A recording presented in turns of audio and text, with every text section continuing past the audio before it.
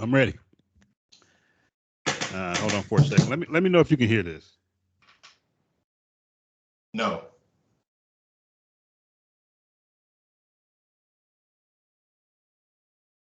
That's weird. Can you hear this? Yeah, it sounds like a gunshot. Okay, so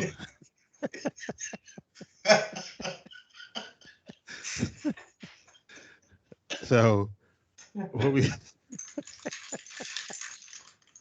That's what we should have led into, right? Have you ever felt?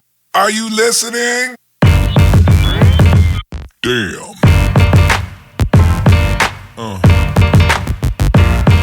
Yeah. Yeah. Yeah.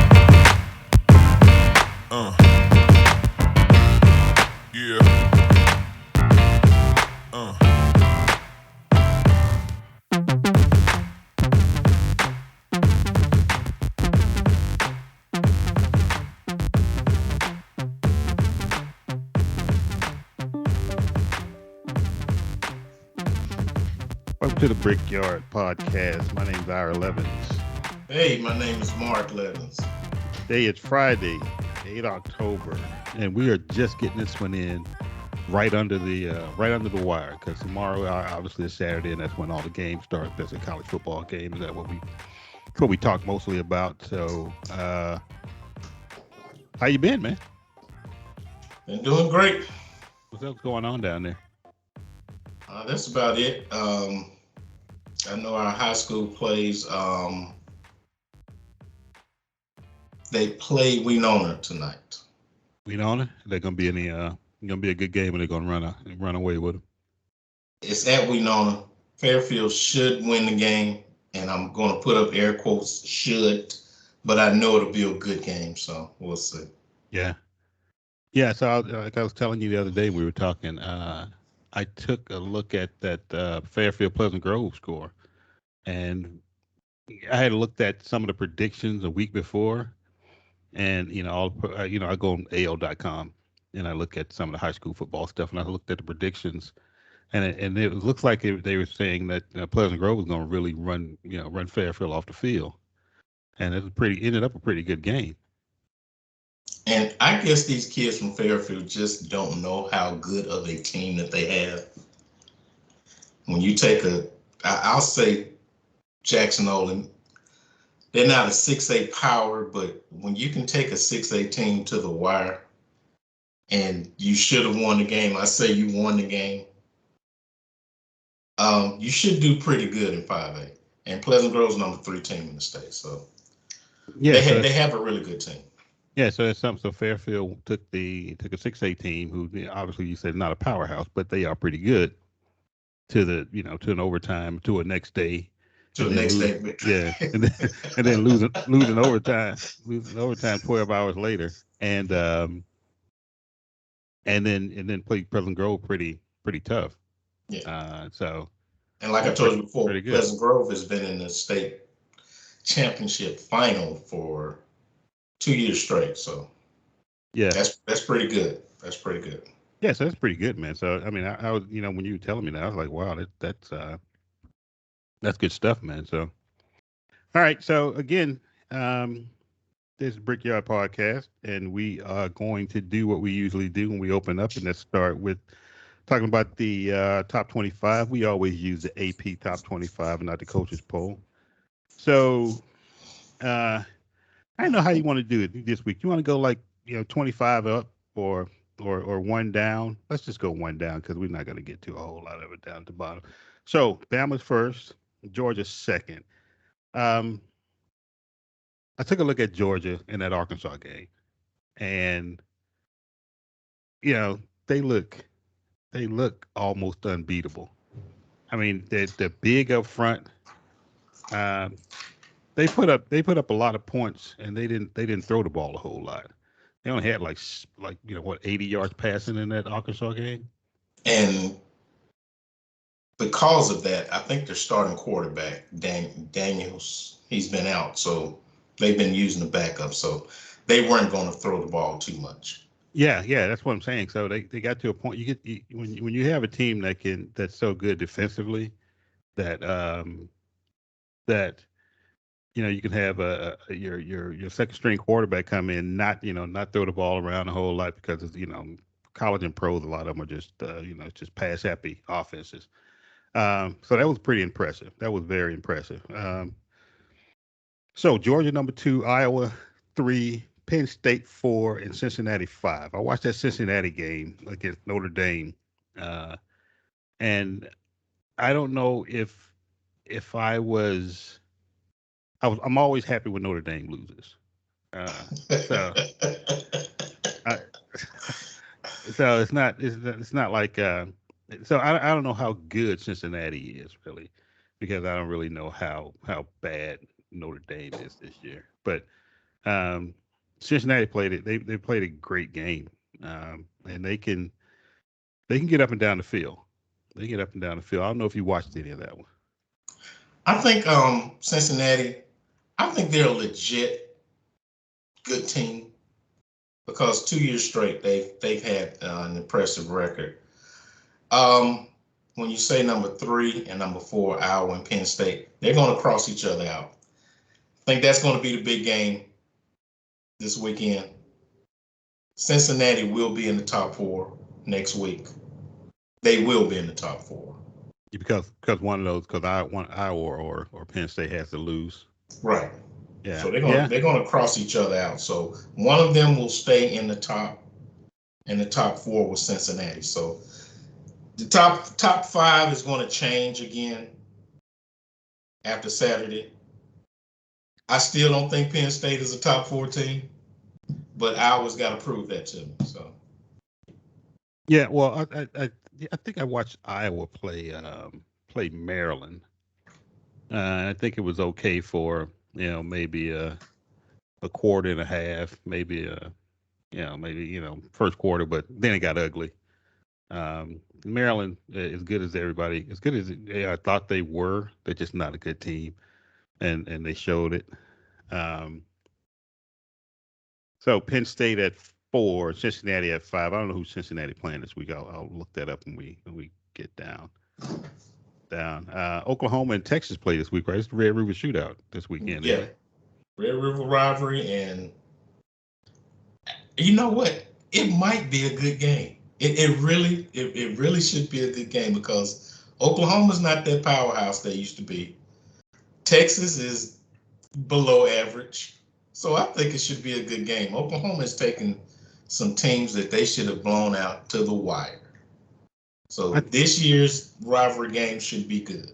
I think it'd be a good game just because of I think it'll be a good game because it's a rivalry game, not because it's. I mean, I want to be careful how I say this because Oklahoma is number 6 team in the nation, but I don't think it'll be I don't think it'll be good football per se. I just think it'll be hard played because it's Texas, it's Oklahoma. Texas already got their Texas already put in their 30-day notice. Put in a 30-day notice saying that they're getting ready to move, right? So, in 2025, they're going to be out of there down to the SEC. So I don't know how good of a game it'll be, but we'll see.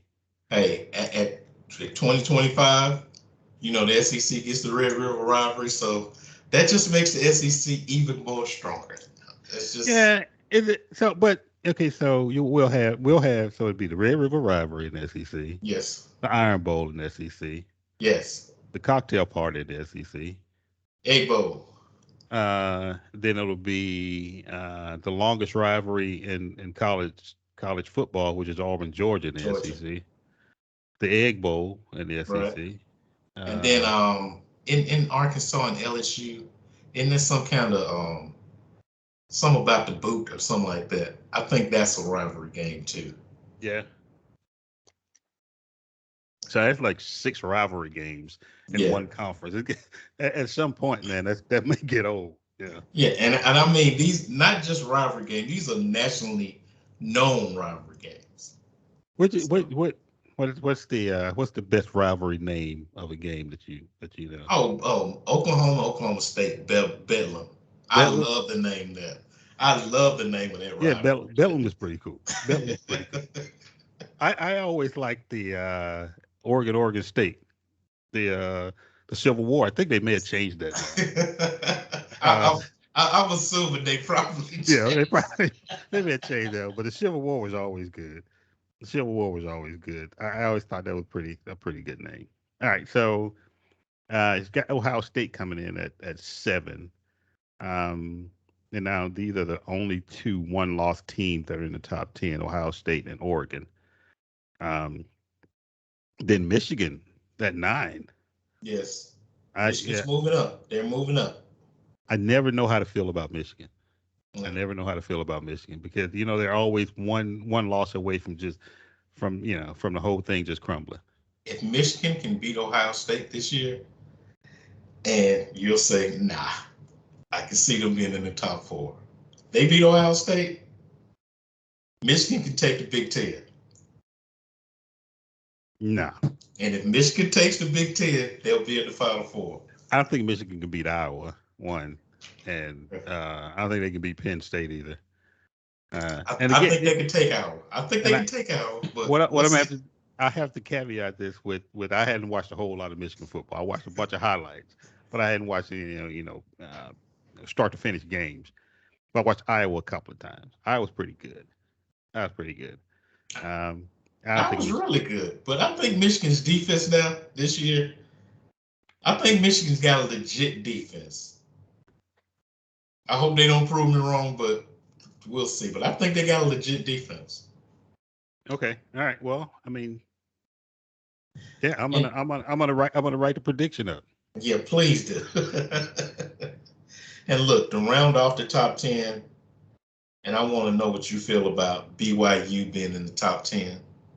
5 Again, 0 record. Mark, it's one of those things where you always know it's going to happen every year, and then that whole thing in the back of your mind, BYU, Cincinnati, um, all these kind of these teams that are on the margins.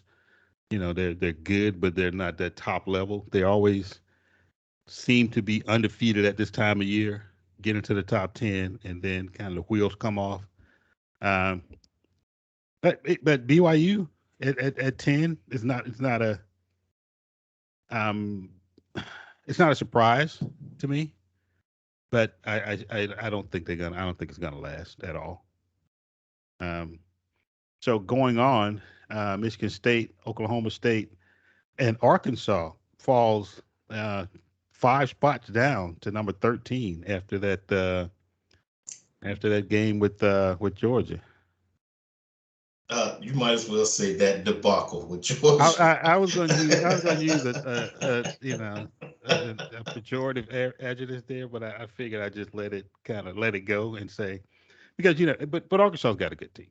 I mean Arkansas has an average team. I really couldn't believe they beat Texas and Texas A&M. That kind of put them over the top a little bit this year. But like I said, both of those games were played. Well, one was played at home, one was played at a neutral site. Going into Georgia, I knew they couldn't. They're not there yet. yeah, and the The, other the, thing is the, the way you like to say it, they're definitely not there yet. yeah, and the other thing is, and I know this is just sounding like a broken record. You wonder how good Texas is. You wonder how good Texas A&M. Well, we'll see how good Texas A&M is here we, tomorrow we, about we, this we time. won't even talk about that. That game will be uh, over at the coin toss. It'll be over.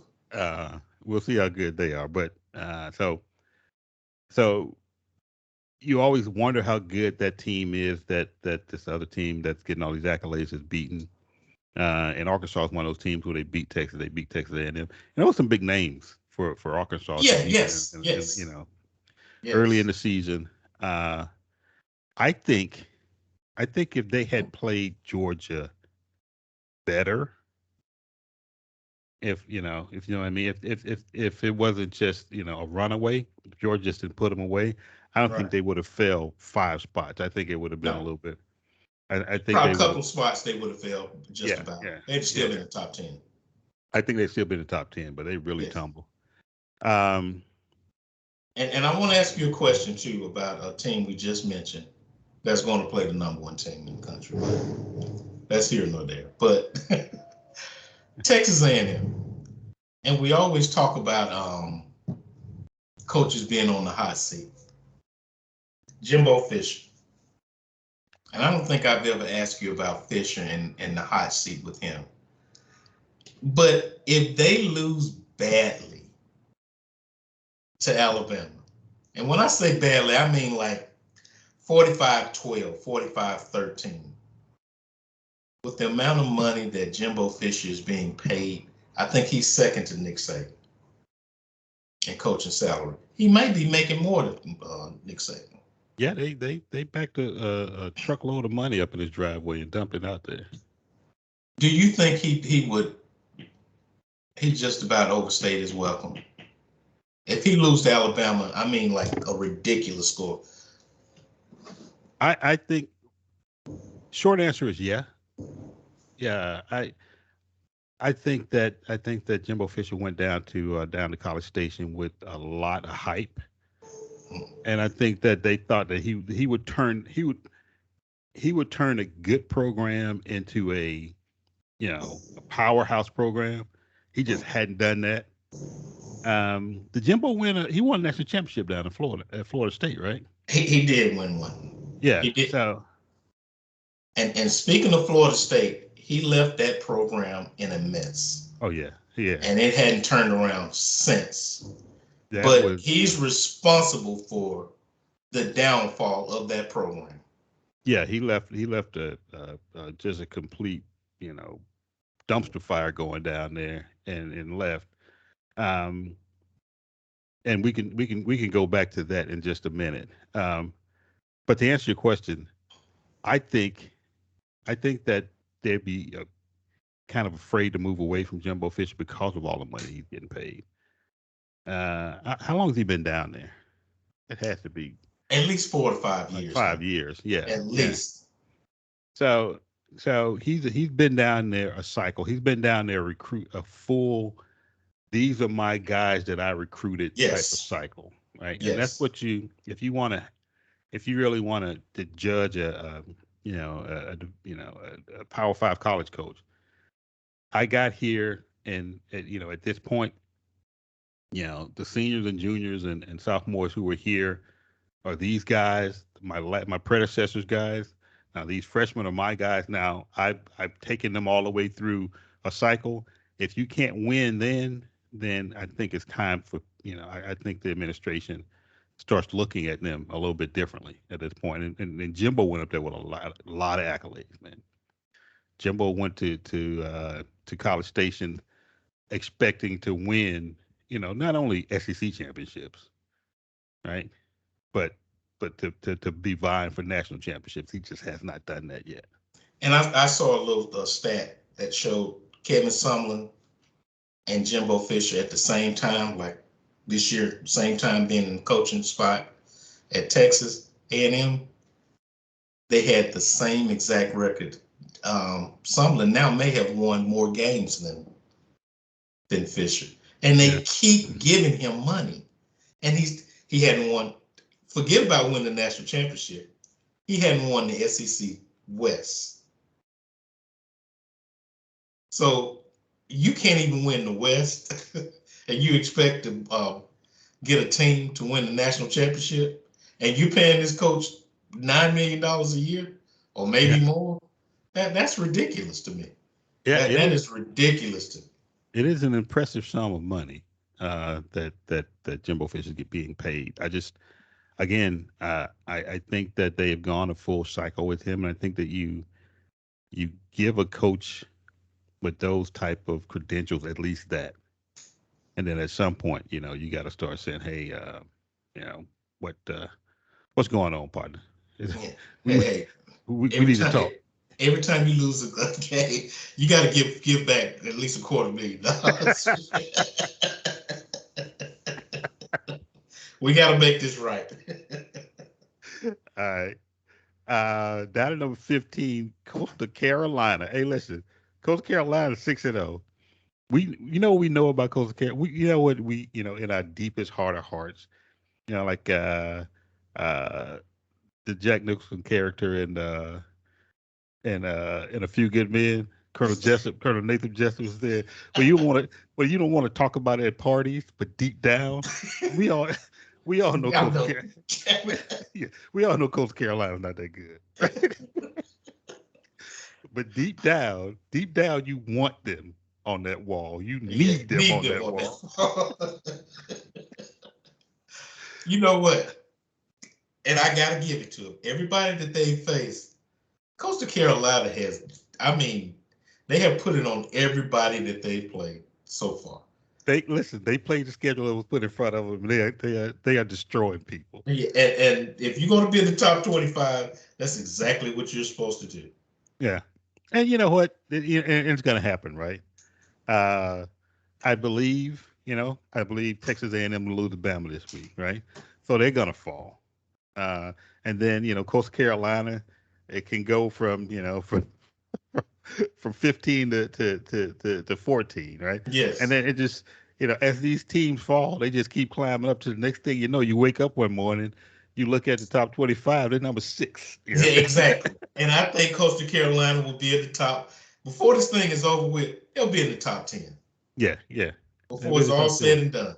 And what they'll try to do with them to make them a legit program like they did UCF, they'll put them in a big bowl game and they'll schedule a team. They won't be they won't be the best team. They'll get a Big Ten team or something like that to play them just to see where that program is at. Yeah, they'll just, hey, now we want to just see just a little bit. Yes, just a Here little you go. bit. Here you go. Right. Because the last time that happened, it was with UCF, right? Yeah. And did they play LSU? No. They played Auburn. But Auburn was down. I'm not just saying this because I'm a homer. But Auburn had some injuries, and they beat them in the Sugar Bowl. So then UCF saying, hey, we're the mythical national champions and all this. And then when people started noticing UCF and started scheduling them, then it just brings them down to humanity. Well, who was that played LSU in a bowl game? It was one of those Florida teams. They had it might have been UCF that played for LSU. Yeah, I mean, I don't remember. I don't remember the actual score, but I think it was the score was like, a whole lot to not that much. Right. A whole lot to not. they got they got like drug off the field. I can't remember who it was. I just know it was one of those mini Florida teams down there. Because Right. you got UCF and FAU and all Right. that. FAU, yeah. South Florida. South Florida, all those teams. And then they played LSU in some bowl game and got destroyed. So we keep going down. Virginia Tech was right below Coastal Carolina. LSU. Question: Is Ed Ogeron on the hot seat? He's on the hot seat. You think so? He's on the hot seat.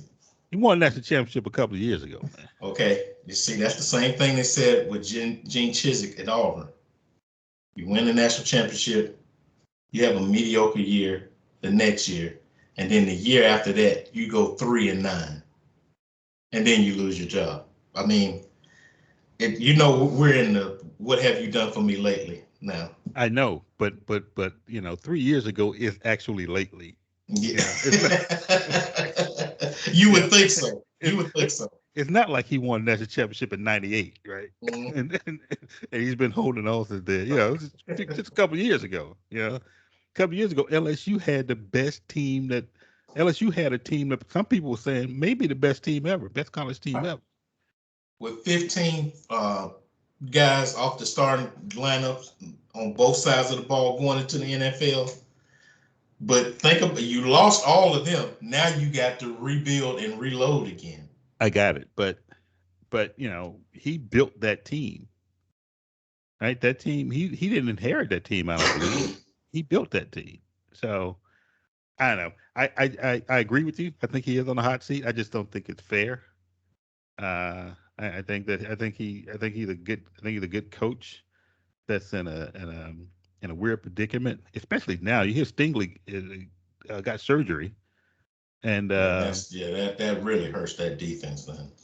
so that's it for him, right? Yeah. LSU is not going to vie for a national championship, not going to vie for an SEC title, and so He's got pro aspirations, so he's gone. yeah, no need to be here. And you're right. They're going to. That's really going to hurt that defense because he was an anchor back then. Yes. After LSU is Kentucky, right? Kentucky's another one of those SEC schools that I don't think is getting a whole lot of respect. They beat Florida. Go ahead. So they're 5-0. They've already they've beaten a team that took the number one team in the nation down. And listen, I get it. You can't do that whole the enemy of my enemy is my friend type of thing, right? But I just think that they're better than 16 because they're 5-0. They're Iowa State is 3-2 and they're above Kentucky. I think Kentucky, probably not getting a whole lot of love in this last poll. Okay, now I'm going to compare Kentucky with what school we just got through talking about was Coastal Carolina. No, they're in that same kind of conversation. Even though Kentucky's in the SEC, they're that team like when they play because they got to play Georgia this year because they're in the East. They have to play them, so you'll know what kind of team Kentucky has when they play Georgia. That'll let you know. I get it, but I still think, and comparing them to Coastal Carolina, that's a low blow. That's a cheap shot. Hey, I'll let them go at each other in a bowl game. That's a cheap shot. Hey, they passed the test with Florida now. They did. They passed the big test. Let's see what they do against Georgia, and they'll let you know if they got a legit program this year. I'm going to start saying this about Georgia. Like I said about LSU during that national championship run, like I said about that Alabama team led by who's the quarterback before Hurt? Tua? Before Tua and Hurt. Was it Jake Coker or somebody like that? Or no. AJ McCarron? Yeah. No, that was way before them now. No, I'm saying that team. Oh, okay. I'm saying that team is that was one of the best teams I ever saw. That AJ McCarron quarterback team. The team that Auburn beat that year. And that kick six. That was a good Alabama team. That was a good Alabama team. I think the team that Auburn beat in 2000, the Cam Newton year. I think that was a good year, but they still lost 2 or 3 games. I think there was a lot of guys go to the NFL on that team. Yeah, I mean we can have that conversation, but I think that kick six year, when that team that was a really good team.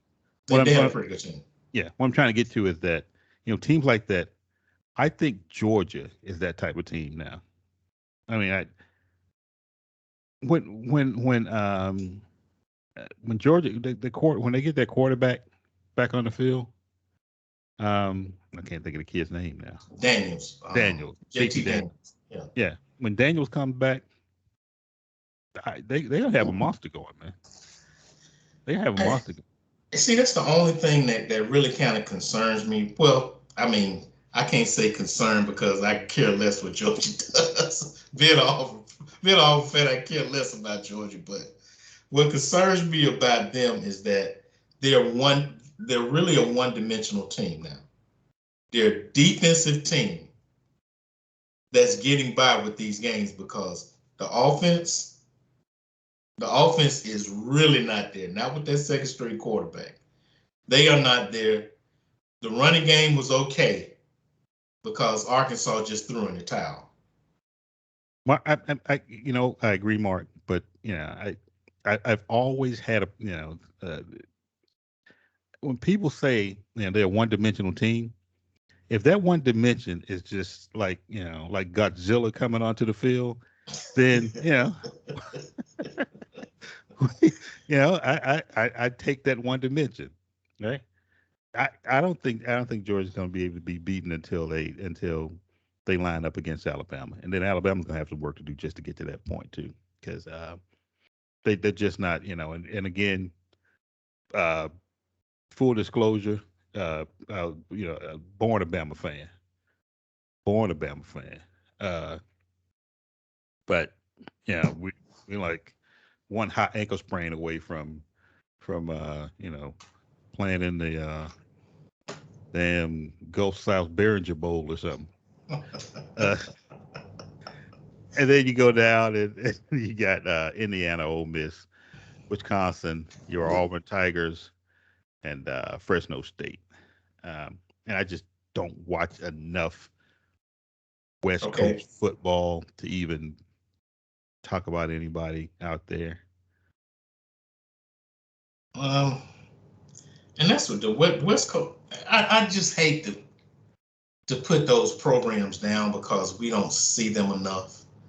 For one thing, they play too late in the I, evening anyway for us I know. to actually just compare them to other programs. But you're just so used to seeing SEC footballs that Yeah, or even it's more, and it's that East Coast bias thing, or United States bias thing. It's just I remember a few years ago I said, you know what I'm gonna do? I'm gonna really start watching some college basketball, right?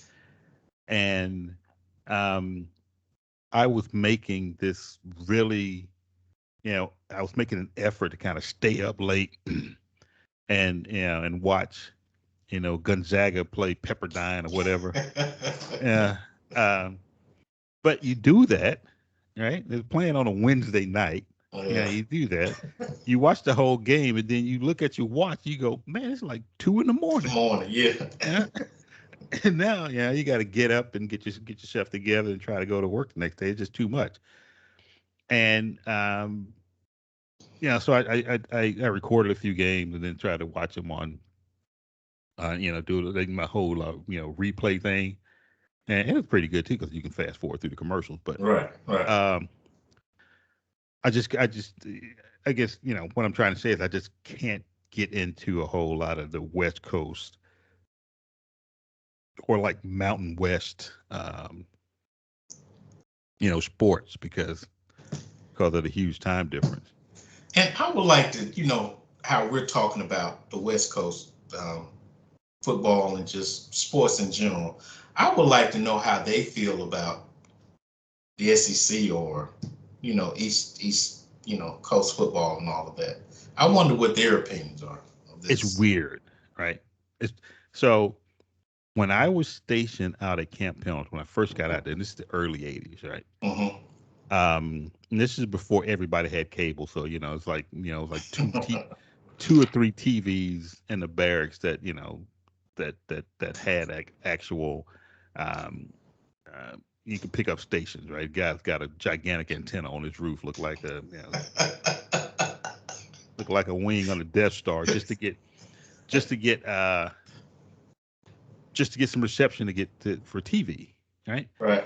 And Monday, you go to work, you get off, and the guy says, "Hey, man, Monday Night Football is about to come on." So you say, "Oh, that's cool." And then you start thinking to yourself, because we're from Alabama, right? And Right.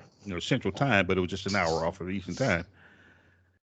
Out there, Monday Night Football is coming on, and it is, bright outside. Yeah, like 4 o'clock. 4 o'clock in Like the afternoon. Yeah. 4 or 5 o'clock, right? Yeah. You're rushing to get from work to go and grab something to eat to get back to watch Monday Night Football.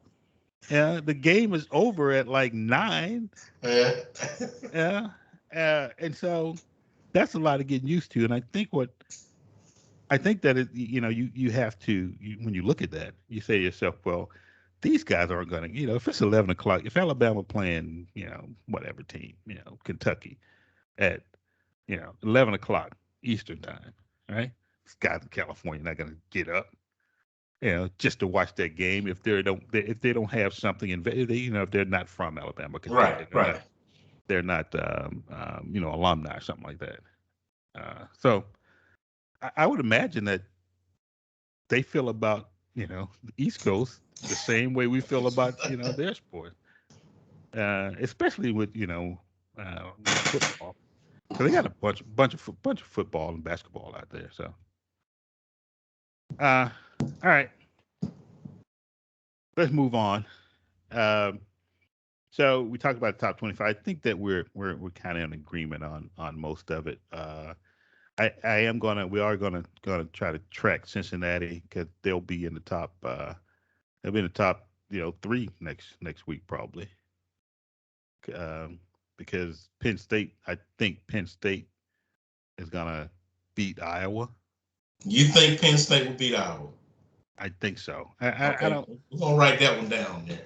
I think Penn State beats Iowa. I think Iowa falls down to 5. Penn State goes up to 3, and Cincinnati takes that 4 spot.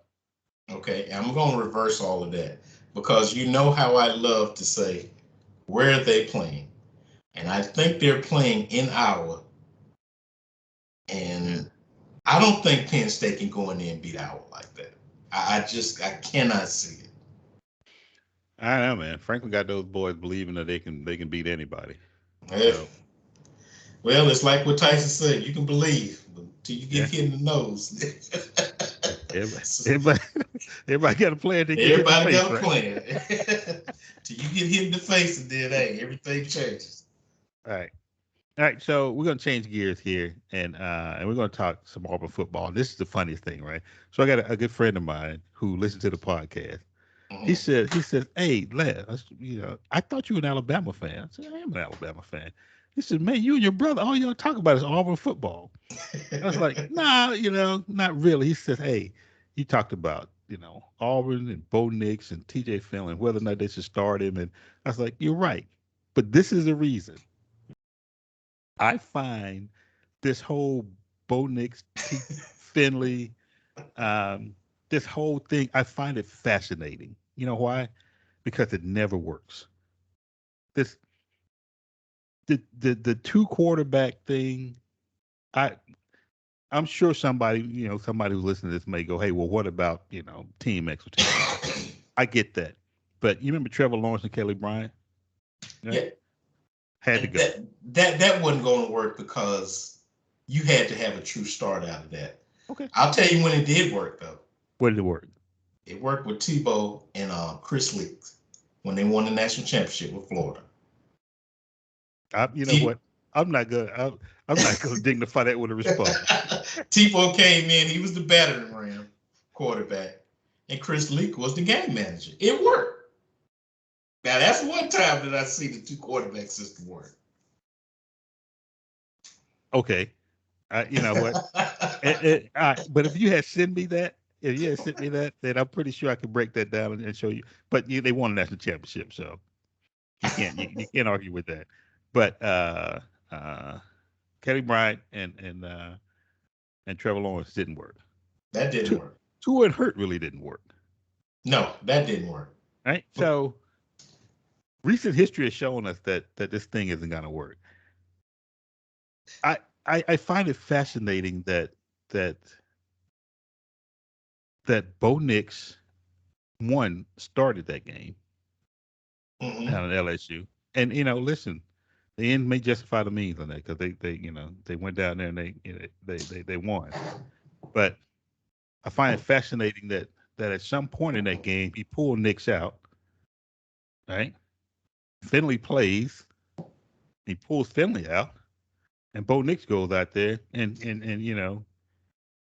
he went out there and performed well. I just don't. It just is. It is fascinating to me that because at some point Finley's just gonna say, you know, All I am is a motive. I am the person who you are using to motivate the person that you actually want to be the quarterback for this team. That's all I am. Okay. When Finley came in, he knew he would be a backup, but there was still competition for that starting position. Now, that's what I said last week about I would start Bo Nix because, in a sense, he's the true starting quarterback. Yes, you need somebody behind you to motivate you, but Finley has like 3 years left, and if he transfers somewhere else, I think he would lose a year. So I, I think it could work, and I think Finley possibly could realize he's the emergency quarterback just in case something happens with Bo Nix. But Bo Nix is not going to be that Bo Nix you saw at LSU all the time. So Nix knows, Finley knows, hey, I'm waiting in the wings. I could get my chance to play. And I get what you're saying. Finley went in for a series, came right back out. Right back out. But it was a motivating thing. Didn't you see how that kind of woke Nix up to like, you know what? I'm about to lose my job. Right. I'm actually about to So lose my job. so if Finley's only purpose on that team is to be the reminder to Bo Nix that he needs to play better, then Finley should go somewhere else. I don't think it's a reminder, man. You got to have a good, in any football level of playing, you have to have a durable backup quarterback, Sure. no matter Sure. what. You do. You do. But a backup quarterback is a backup quarterback. You can't keep a kid around to be a backup quarterback when he can be somewhere else starting. It's not fair to him. And and somebody else is telling him that. This is just this is me, looking at every like this surface level stuff. Somebody else has some intimate details about the goings on there at Auburn is telling Finley, I believe, hey, what are you doing here? I don't think that's happening right now. If Bo Nix stays another year, because he's a junior, if he stays another year and he's still mediocre and he hadn't climbed to that level what everybody thought he should be. I always say Bo Nix, he's not the oldest quarterback in the SEC, but he's the most experienced. But then you got somebody like a Bryce Young that can come in and outperform you like that, and you've been in the SEC for 3 years. You stay another year and you hadn't performed like you're supposed to. I would think next year, if he doesn't get to that plateau this year, Bo Nix should transfer, Well, and both. TJ Finley should be your starting quarterback. Well, I, I I don't think Bo Nix is going to go. I think he'll be there next year. I don't think he's gonna. I don't think he's gonna jump. I don't think he's gonna go try to get drafted because I don't think he could draft it high enough. Okay, if Or he's got 6, 7 more games left in him, if Bo Nix outshines a lot of these quarterbacks that are playing now, then he can go on into the draft. If he doesn't, and I'm a head coach, and he performs like he did his sophomore year, his freshman year was his best year. If he performs like he has like in his sophomore year, I would encourage him. We got to go with TJ Finley. We have to go with this guy here because this is our future. And you hadn't shown me anything to let me know that you're going to step up and take this program to the next level. So, in a sense, I'm encouraging you to just transfer. well, Hart's not going to do that. But um, But I as a don't. head coach, I'm gonna ask you this question. I don't mean to cut you off, but as a head coach, how would you, if Finley wanted to stay, how would you handle that situation with he and Bo Nix hadn't performed like you wanted him to, but he lasted the season? Right, I get it. I get what you're saying, and so you're asking me a question that obviously has no real good answer. Right? There are no good answers to that question. I get that. I really do. But what I'm saying is that um, let me let me answer your question with a question, which is always a terrible thing. Uh, when do athletes compete for a starting position? Where do they compete for starting positions? You started in fall practice or you started in Right, OTA right, and all of that. right. So yeah. But you compete for starting positions in practice, right? Practice, You basically, go out yes. there and you practice, and you know the person who performs the best during that week, in theory, is the person who is supposed to, um, that's the person who's supposed to start the next game, right? It seems to me, and again, you guys are a little bit more in tune with Auburn football than I am. It seems to me like they've taken the competition from practice to actual games, right? It's it's we're gonna start Bo Nix. If Bo Nix is not performing, the leash is just super short on both of those guys, right? There's no let him work his problem out. Let's just try to work with him through this, and make a couple of sacrifices, and let's just try to work him through this process. No, it's he throw the pick, comes back in, a couple more errant passes, not getting his reads. Okay, he's out. Finley, you're in, right? Um, I just, it's so fascinating to me because it seems like that this movie has been played over and over and over, and nobody's watched it. Okay. Now, when you're talking about practices and all that, Finley didn't come to Auburn until the fall. So Bo Nix was ahead of him in the spring. So when you're talking about the competition, I get what you're saying. I get what you're saying. Finley is probably getting a real grasp of the playbook now. And when he does, that's my point. If Bo Nix goes through the season and he is average or even below average, and we have a 7-5, 8-4 season, you hadn't taken me to that next level. You've had 3 years to do it. I'm going to go with Finley. I'm going to go with my future. You can stay on this team and you can be the emergency quarterback. You can be the backup.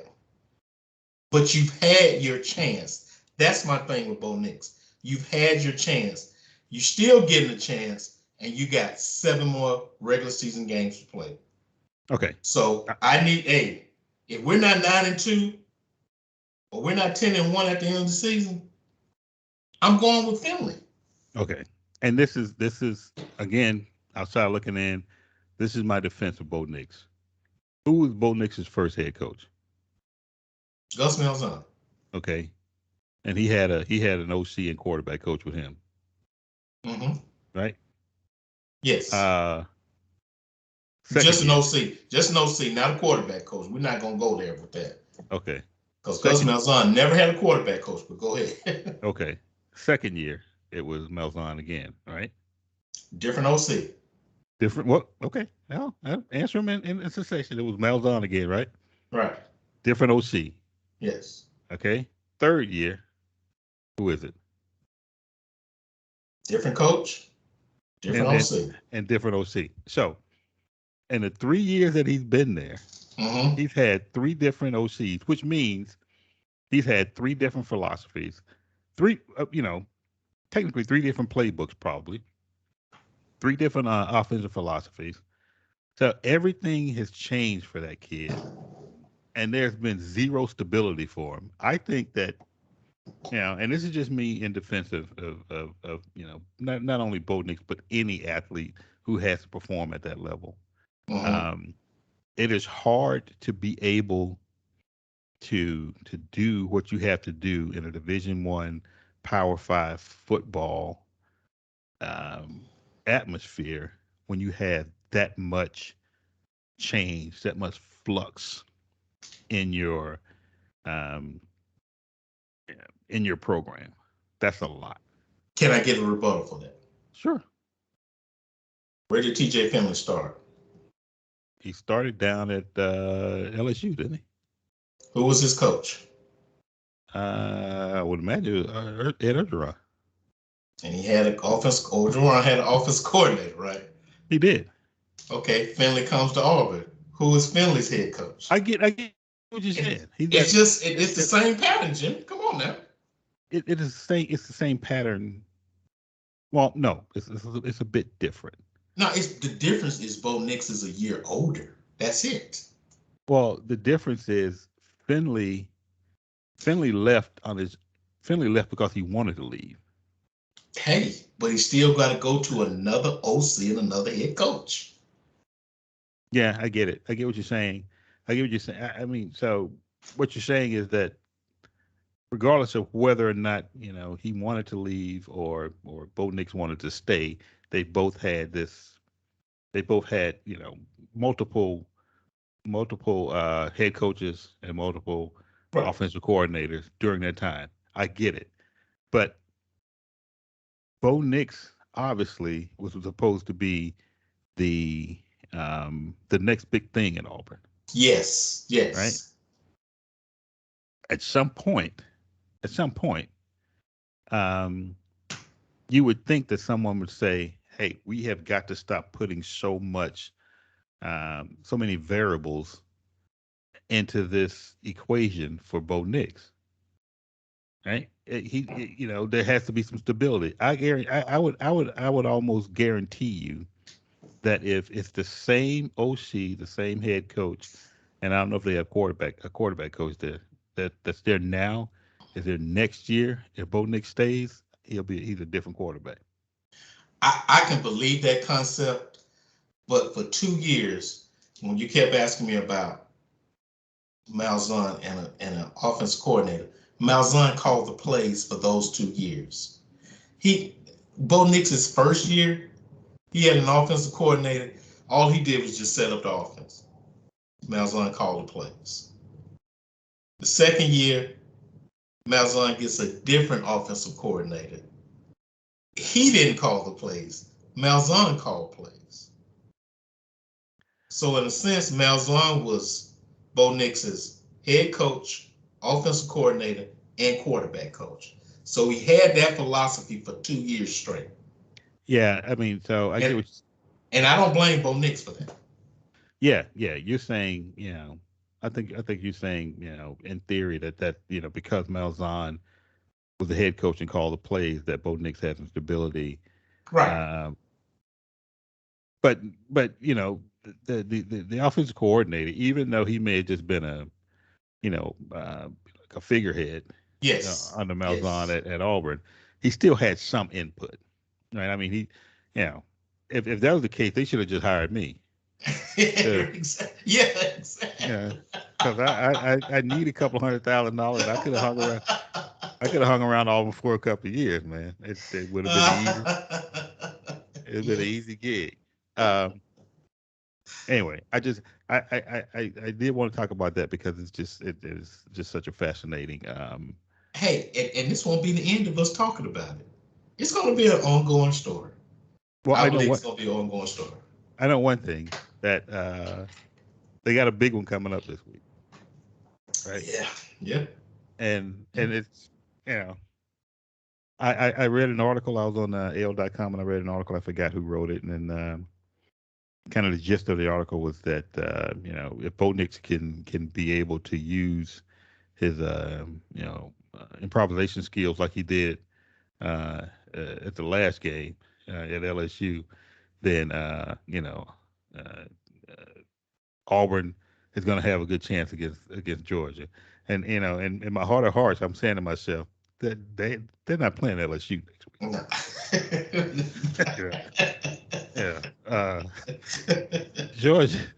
Georgia playing some grown man ball down. Yes, they are. Yes. You got to take a different approach with them. Yes. Yeah. Yes. Yeah. You get out there and start what do you say, those shucking and jiving back there? The dipsy do? No. Yeah. You had to get them happy feet back there with George. You're gonna be on your buttocks. All right, man. So let's just switch up real quick and let's. What I really want to get to you. Do you got your top three Heisman? I told you I can't. I got two guys that I can put up there, and Okay. one guy disappointed me this weekend. Okay. But I got three. Okay, so give me number three for you. Number three is because he was my number one and he failed. Was Matt Corral Okay. for Ole Miss. All right. I had him in my top three too. But it wasn't his fault. It was not his fault at all. That's all on his head coach. So you blame Kiffin for this? I blame Kiffin for that and for everything else. I blame Kiffin for that. And if I was Matt Corral's father, I'd really be mad. I blame Kiffin on that. You know, Kiffin gonna end up being Auburn head coach pretty soon. Man, please don't say that, man. Now I really don't want him as head coach. I did before, but I really don't want him there. Yeah. I had Matt Corral too in my top three too. Who else you got? Number two, and he's gonna probably fall out, but the guy from Penn State, Christensen or something like that, the quarterback. Okay. And then, of course, my number one is Bryce Young because he hadn't, he's been doing the things that he's supposed to do, and they put him in a position to win and for him to succeed. So I'll give Alabama credit for that. Bryce Young right now, to me, is the top go-getter. What do you think about Desmond Ridder from Cincinnati, quarterback in Cincinnati? And until I can see a Cincinnati playing an Ohio State, or they're playing a Michigan, or even a Clemson, I would have to see his skills then with that. But if I don't see that, I can't. He's in the top five. I'll put him in the top five. Yeah, decent game against Notre Dame, didn't he? Yeah, he did. But it's Notre Dame, man. Come on now. So, okay. All right. What do you think about Spencer Rattler out at Oklahoma? No. Hype train? He's I would have put him in there last year. Yeah. Not this year. Okay. One more. What about you? Seen C.J. Stroud play yet? I've seen him play. He's got another, just like Rattler. He's got another year or two to kind of prove himself. Okay. Yeah. They're still young. They're still young. Yeah. So my three were Bryce Young, Matt Corral, and Ridder from Cincinnati. I think that if I don't think equal if they keep playing like the way they're playing. I believe Bryce Young will probably win it if he unless the wheels come off. Right. He wins an SEC championship. I think he gets it. But I think just like any other college poll or any other college award, I think those voters really like giving those things to one. It's a quarterback, running back award. You may as well think who the only defensive player to ever win it. That was Charles Woodson, right? Well, I mean, he was an athlete, but yeah, I'll give it to him. Yeah. So it's a quarterback running back award, and I think that Bryce Young would probably will be that. But again, Matt Corral only had one bad game. Yeah. And he can come back, and Kiffin will let him throw it all over the place. Yeah.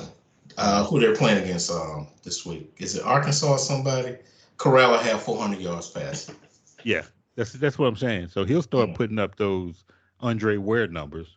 Yeah. And the next thing you know, he's right back in the hunt. Where Bryce Young or like C.J. Stroud or Spencer Rattler will be playing maybe a little bit better competition at that point, and may not have the numbers that he has. And Stroud's got to play again. I mean, Rattler's got to play against Texas this weekend. So that's gonna be a good game for him. If he has a good game, then that'll be a good showing for him. All right, yeah. So just keep that in mind. I think we want to try to touch on that, every other week, just to see where we think those players are. But if I'm a betting man, really, right now at what's the date again? 8 October. I'm thinking it's Corral. I believe he just. I think that he's just gonna that Kiffin's just gonna let him just throw the ball all over the place. It'll either be Corral or Young, and like I said, Alabama has put Young in a position to actually get this award. Kiffin, that one game right there, even if they would have lost to Alabama respectfully, that still could have had Matt Corral in the hunt. Kiffin messed that kid up with that kind of game plan. He messed that kid up. Yeah, he just. I mean, I always liked Lane Kiffin. You know, regardless of all the crazy stuff he did, the whole Loved Tennessee him. thing, Yes, loved yeah, him. Raider thing. I always liked Lane Kiffin because I thought, you know, one, that genius tag kind of gets hung on a lot of guys all the time, but I always liked him. I thought he got a. I thought Saban gave him a raw deal down in Bama. Uh, but yeah, I agree. That whole that whole thing with with Corral, man, I was like, he is just Oh man. he's some weird calls, man. And it all started with Kiffin with that interview that he had. And it just, I don't know, it's just like from that point on, Karma just grabbed him around the neck and drug him around the field. Did you even understand why he did that? Get your popcorn ready. I, I don't know. And he steals somebody's quote with that too. Yeah, And that's To. that's To. He steals To's quote, Yeah, and then go out there and just get drugged up and down the field. yeah, got ate up. I just that again was not a good look. You gotta be better than that, man. You gotta be better than that. All right, so but again, let's revisit that. Um, all right, so I think this probably gonna have to be the last topic because we've been going here for a while. But I want to get back to those our predictions from last week. All Yes. right, so there were two predictions from last week. All right, and I'm gonna do the worst one first, which was my prediction. For some reason, and I don't know why. I don't know if I walked outside to go down to the mailbox and somebody had a folding table out there with Kool-Aid on it, but I certainly did drink a whole lot of it. 'Cause I was under the impression that Arkansas was going to be, uh, let's just say it. I said Arkansas was going to beat Georgia. I am not. I'm not ashamed of that, but I've made some better predictions before in my life, but that was just a terrible one. Uh, and last week when I said it, I know you looked at me. I thought your screen had froze. I thought your screen was frozen because you didn't move for a minute. And I was like, hey man, uh, go big or go home. Uh, but That's exactly what Arkansas did. They went home. all right, and so uh, you had a prediction too, but you just did an over under on your prediction. And but this is the thing, and I'm gonna let you respond to this. Hmm. Your over under for that Alabama Ole Miss game was 70, right? Hmm. But you were saying that not like Alabama's gonna put up a whole lot of points. You were saying it like that um, Ole Miss was gonna just be scoring, tit for tat with Bama. Yes. The way I saw it. Am I right in that assumption? Yeah. Yeah. At will. Yeah. But man, that came crashing down right there with those fourth down. Kiffin has lost my respect now. He has lost all of my respect because even for them to still score 21 points, and of course, yeah, they scored it on guys that were second, third team. I get that. But that score should have been, I'll give Alabama the 41 points, but I'm thinking Ole Miss would have got 35, 38 points at least. Oh, that's a bold prediction. That's what he's saying. In a dodgeball, that's a bold move. Uh, okay. Yeah, yeah. So those were two just completely terrible predictions. I would say to you, and to anyone who listens, that I'm going to get out of prediction game. I'm going to get out of prediction business, but I'm not. I can't do it. I can't do it. Because when I'm wrong, I admit it. I say when I'm wrong. When I'm right, I act like I'm never wrong. All right. Well, then, how about this? We'll do two more predictions for Okay. this week. Alabama, Texas A&M. Uh, so I think Alabama wins, and if we're gonna go in the over, I will say just points wise, I'll say 50. I say Alabama wins, and I'm going to do 60 plus. Yeah, okay. We'll see again. I don't think Texas A&M gonna be able to put up that many points. Now, see, the problem is this. The problem is that there's a lot of garbage time. Um, Well, at and you're going to see a lot of that in this game. because if Alabama runs up like 40 points in the first half, then you know Shaven starts emptying the bench. You get some guys out there, second, third string guys.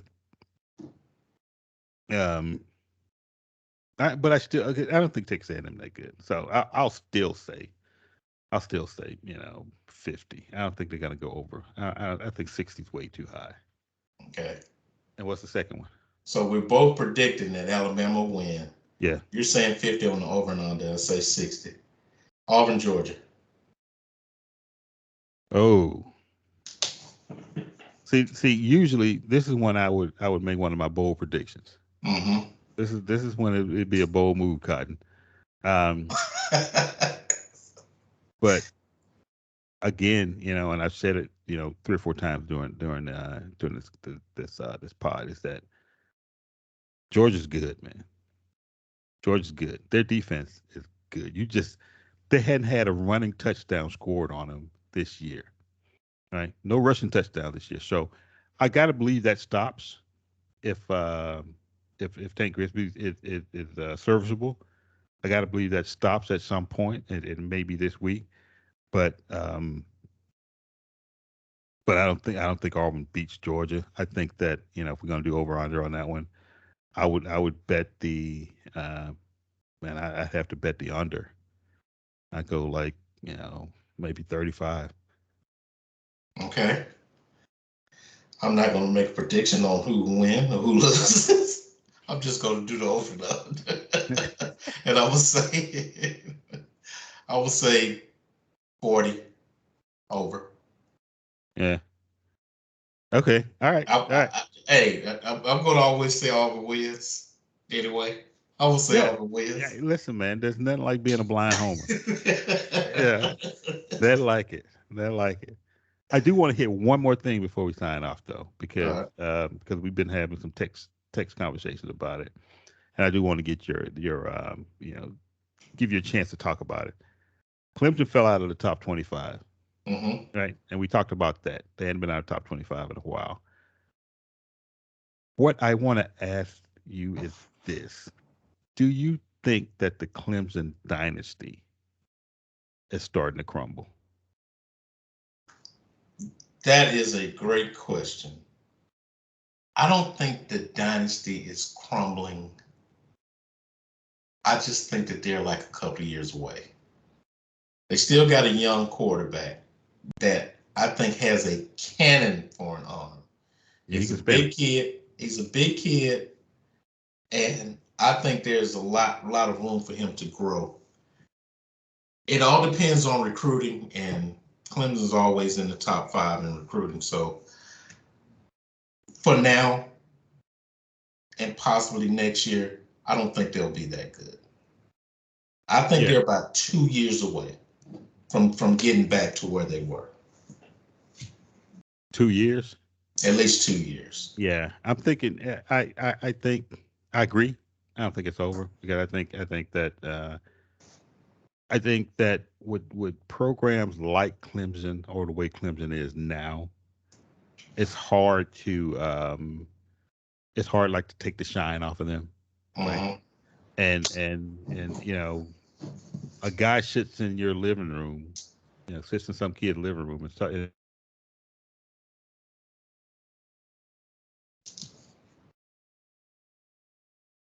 all the time, TV, the ACC network, all this other stuff. Uh, it'd be hard for him not to go to that school.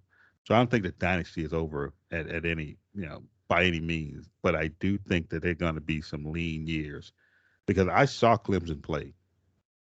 I watched that whole game. They are not good. You've been saying that for a while, and they've been proving you right. So They are not. they're really not that good. They can win games, They got to win but some games. yeah, but they win them so poorly from being a national powerhouse that they've been. Yeah, And you're beating a Georgia Tech 14-6 at home. at home. That's the thing. At home. At home. Yeah, that is definitely not what you expect from Clemson football, or especially because of who they've been in the past, the recent past, and who they are now. It's just it's day and night difference. Anyway, man, what else you got? Urban Meyer. That's the last thing I wanted to talk about. Um, so let me say this about that whole situation, and I had his presser queued up. I still hadn't watched it. Um, which I'm going to do, once this is over, just go up and watch that press conference. But I heard it wasn't good. I heard that he kind of uh, threw Lawrence, threw Trevor Lawrence under the bus for some strange reason. I hadn't gotten the whole thing yet. You know, the one thing I want to say about Urban Meyer and that whole situation is that the camera and the microphone is always on, no matter where you go or what you're doing. I kind of think it's the way that you remember when he left Florida, he was saying that it was for health reasons. He didn't want to coach anymore or whatever because he wanted to be with his family. Then he does an about face and goes to Ohio State. And he kind of pulls the same thing to get out of coaching at Ohio State. But there was some more stuff that was going on that kind of forced him out. Yeah. Now he's doing things. You're a head coach of an NFL football team. You don't think people have these phones around and they can see you doing or saying anything? You don't think he knew that somebody was recording him? I don't think he wants to be at Jacksonville. I don't think he wants to be an NFL coach. It's not working out like he thought it would. I think he's trying to find some way out. And that was his out right there. Okay. I want to say him and that girl, they collaborated with each other. That's just me. Okay. Well, let me say this: if he's looking for a way out, he found it. He found Because they're definitely getting ready to show him the door. Because I mean, so you can. There's a different dynamic, obviously, between a head coach for a college team, regardless of the level that the college team is playing, right? Because you can just use your authority over their scholarship, that kind of authority, proxy for power type of thing, right? Um, but his his inability to be able to go back and take control of that locker room again, right. take control of that team again. You can't do that. Not in the NFL. Not in the NFL. You can do it in college, but not in the Right. NFL. It's Yeah. out the window now. Yeah, that was yesterday. Yeah. That was yesterday. I was watching a report on that and this one reporter would say, he says, "Hey, listen, I've been in and around NFL teams now for the past 30 years. That was the first time that I ever saw an NFL coach in an away game not fly back home Right. with his team." Yes. He was saying, "Hey man, Urban Meyer, what is it, $100 million, right? They got like $100 some million tied up in him. Go back to Florida, get on a plane, then go back to wherever you want to go. But you got to go back with your team." Got to go back with the team. And so yeah, man, he stepped on it. Right. I think he does not want to be the coach of the Jacksonville Jaguars. That's my thing. I think he wants an out. He got an out, and if he leaves now, he'll be happier. So you think that he's already calling like U-Haul Yeah, and saying, I think they're right there. Two men on the truck is right there for him. you think he's already scheduling his moves? Yeah, he's already. he's got he's got Hey, he's got hey, he keep got the change. yeah, got allied on standby. Hey, hey, y'all, hey, I'm when I hit you, I need you here. I need you here. All right, man. Yeah, I'm glad you brought that up because we did want to talk about Urban Meyer. And I guess the other question is, do you think you ever see him again in college football? After this debacle here, I think he's finished. He may have wanted that job at USC, and everybody was kind of pushing him that way. It's over with now. I mean, to be caught like that and you're a coach, you're not showing that you're a real leader. So I Well, think his coach career is done. so this is the thing, and I want this will be the last thing I say now, and then I'll kick it to you, and then we close it out. But there's no shame in it, right? Saban couldn't do it, right? Lou Holtz couldn't do it. There have been college coaches who went to the NFL, said, "Hey, I don't like the atmosphere here. I don't like the lack of control I have on the team or the players. So I want to go back to the place where I can have that type of control, the place where I can get paid comparable money and be happy." So I mean, so there was no, I don't think it would have been any shame in it. Just said, "Hey, Bobby Petrino did it in the middle of a season." Yeah, there's no there's no shame in it. Well, there's a little shame in it, but if you want to, if you're not happy, then just go. But it's just hard to fathom why you know why all that happened. And you're right. That's one of the things I know they always tell you. There's always a microphone, there's always a camera. People got their phones out all over the place. All over the place. Yeah. Hey man, I'm gonna give you the last word. Last word, Bobby Knight, not a big fan of him, but his stance on leadership, he said, the reason I'm not an NBA basketball coach is that they won't pay me more than the players. If they paid me more than the players, I'll coach in the NBA. That's leadership. Yeah. Well, I mean, yeah, I get it. I get Bobby Knight probably was listening to Wu Tang a little bit before everybody else was. I guess Cash moved everything down. Like Cream. All right, man. That's all I got. Hey, get your popcorn ready.